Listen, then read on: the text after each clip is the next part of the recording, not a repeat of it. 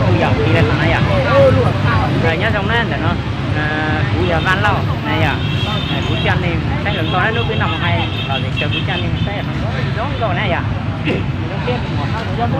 không chứ là chẳng chết là chính là cắn nó có nó bí thế đây cho nó đâu đây cho nho để đường ngay khi là nó tức là lúc được phải bố à hồi chẳng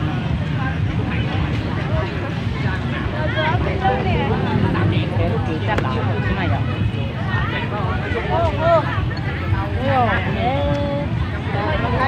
con nhỏ đấy nó cái gì không có bị tay trong hả còn tay trong tay trong trong cái đấy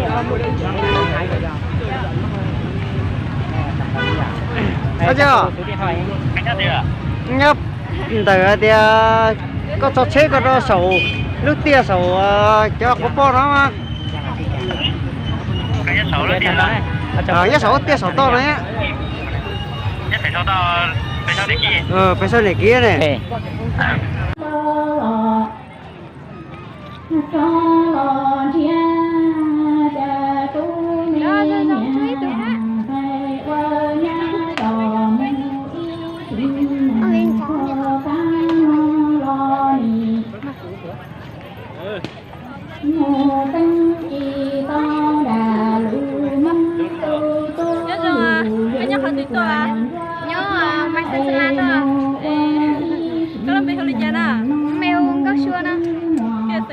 giờ sinh hả?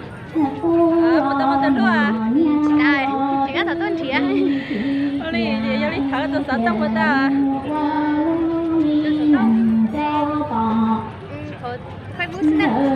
Oli mà có Facebook tập Tata Xua nào? Tata Xua là? Tata Xua là? Tata Xua. Tata Xua vậy? Xua nào? Xua Xua. Tata Xua vậy? Ở cháu nè. Để tao tuần luôn à? Nó mình đón chó kêu sao cho nó nè xuân à gấu xuân là trong xe ô của mình hố à thì video sữa để nó bỏ này quá giờ nó vào cái nè trong xe là video cái xe nè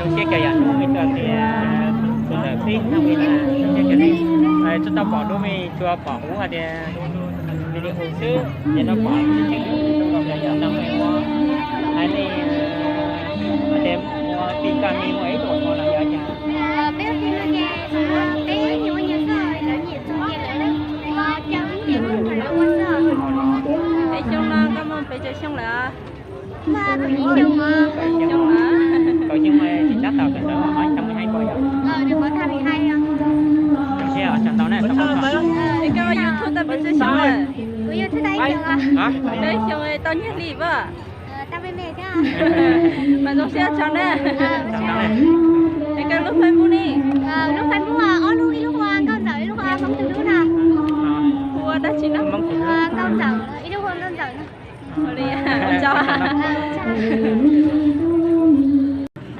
có to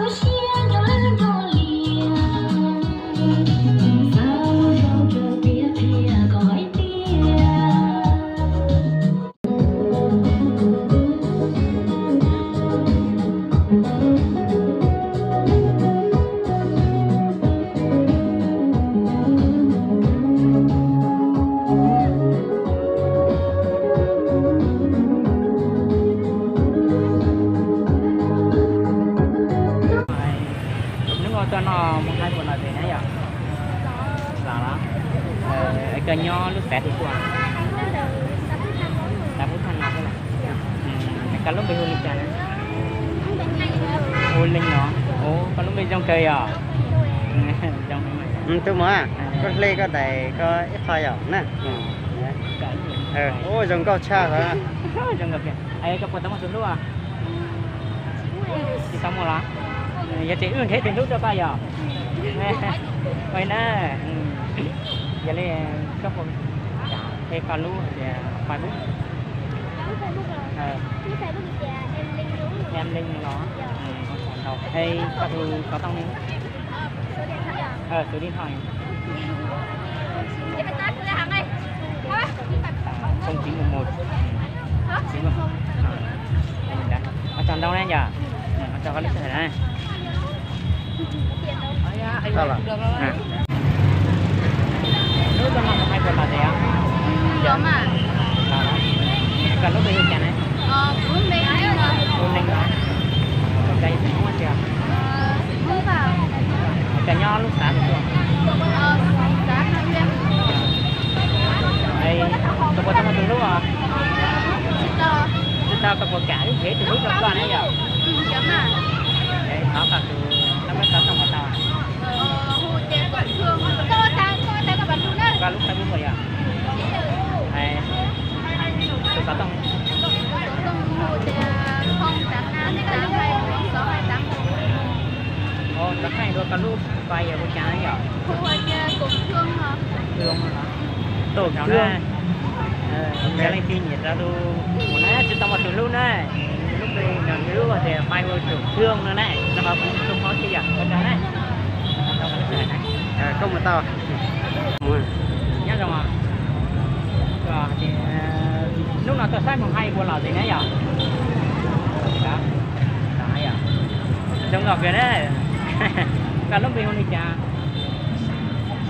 bao có thành mình không là cái nhắn lúc xả thì chưa con nhớ cũng là nó sẽ tập có đấy giờ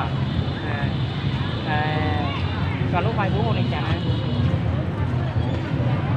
chung tình gái nó nhớ tỏ khác nó còn đây nó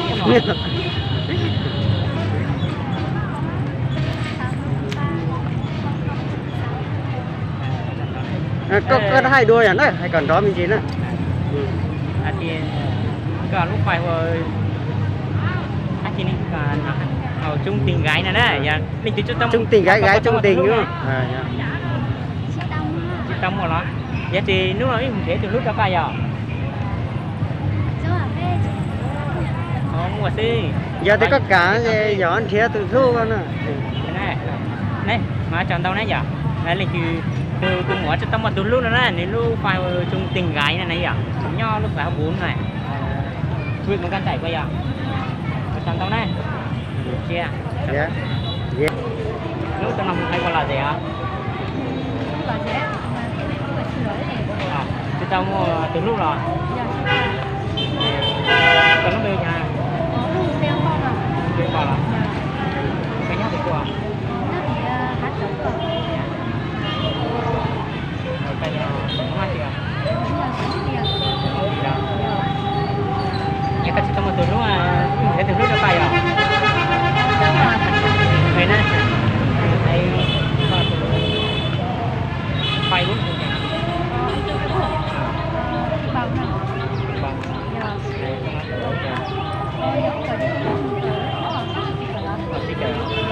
Con vậy thì lúc kia à? Thằng con này, con năm hay còn là gì ạ? Lọt ra, rất là khó thôi. Cái cả nhá nó sáng thì tôi